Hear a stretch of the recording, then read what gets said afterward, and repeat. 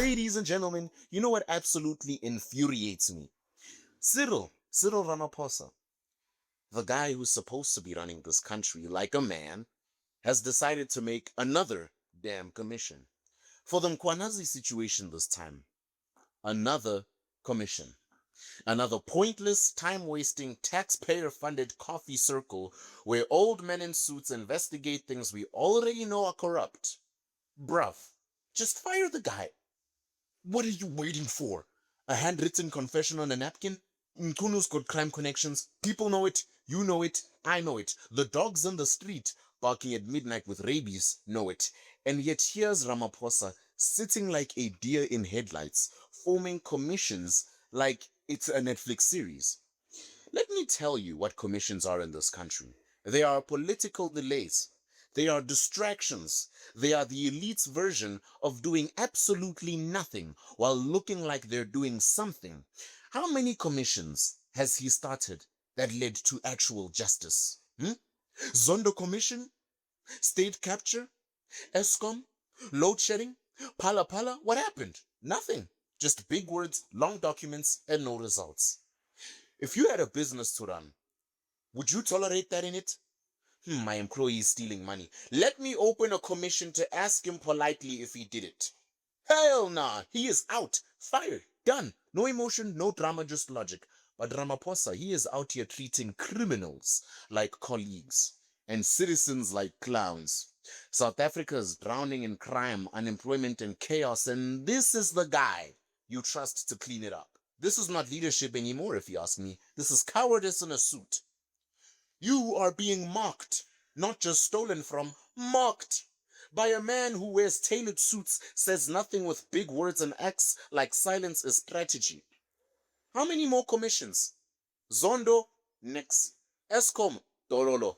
Pala Pala, zilch, swept under the rug. I was not involved in any criminal conduct, and once again I pledge my full cooperation with any form of investigation.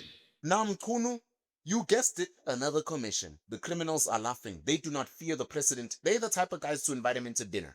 And he expects you to just tweet about it for a few days and then move on like the Epstein situation. He expects you to forget. He thinks your attention span is so fried from TikTok and Netflix that you'll move on to the next headline and never hold him accountable for any of his actions or the actions of his friends. He thinks you are weak, that you will just sit down and shut your ass up. Well, guess what?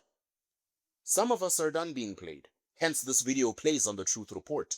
You want to fix the country? You start by calling this for what it is, a clown show with taxpayer-funded makeup. Stop giving criminals commissions. Start giving them consequences. Who's with me? You don't fix corruption with meetings. You fix it with action. You want to clean up this country? That's cool. Start by cleaning up the damn government while you're at it. And stop giving criminals more commissions. Give them consequences.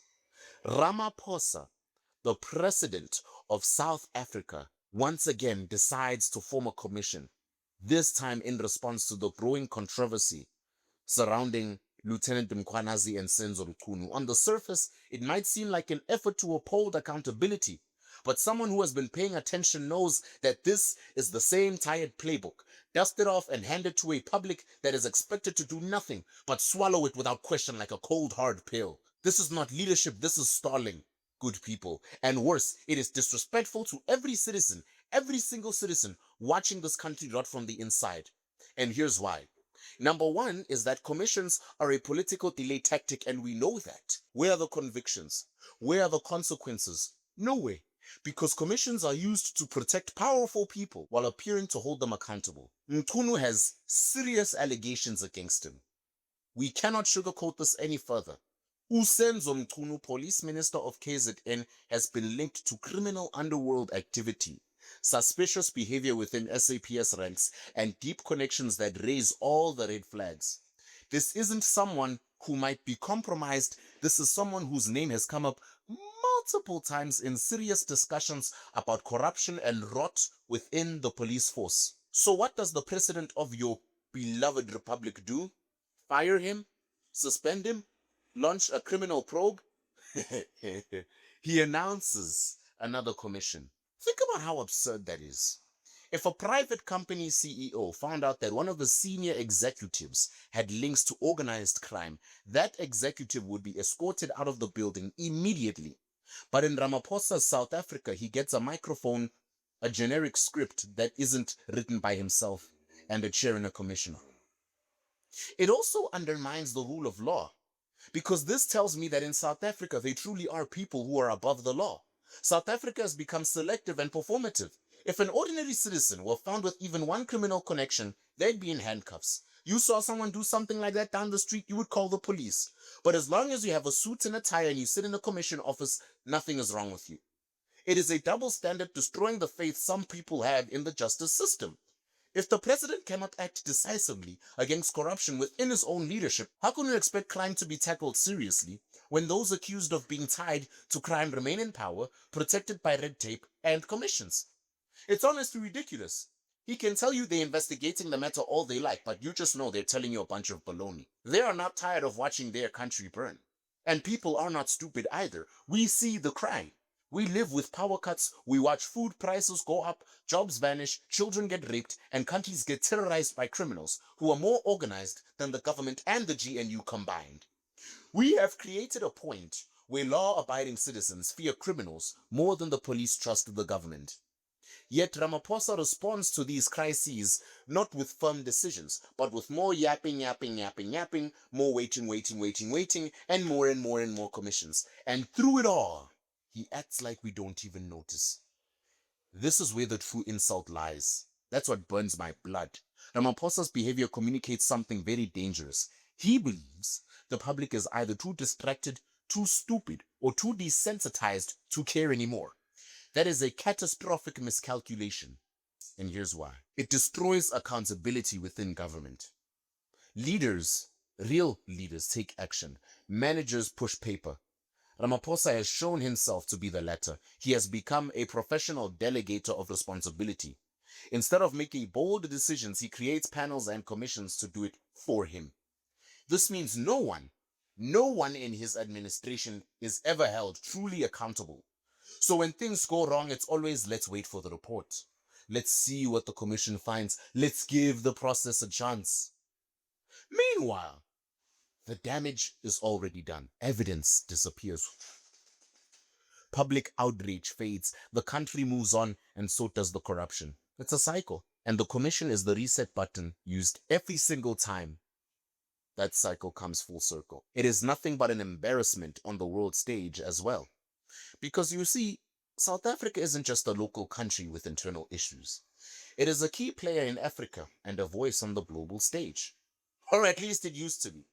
Ramaphosa's inability to act swiftly and decisively has made South Africa a joke internationally. What foreign investors, global observers, or other African leaders look at South Africa for is not a strong nation anymore. They see nothing but a country run by indecision, red tape, and commissions. Trust me, ask anyone. No one respects a leader who has to form a committee to tie his shoelaces because he can't reach down because of how big his belly is. When those in power see that nothing happens after being exposed, no suspensions, no prosecutions, no asset freezes, it sends a clear message. You're safe. Mchunu, just survive the headlines. This is why corruption isn't decreasing. This is why criminals are laughing instead of avoiding all this. It's safer on the street and in the office, because in the office you get taxpayer funded with lifelong protection by the criminals.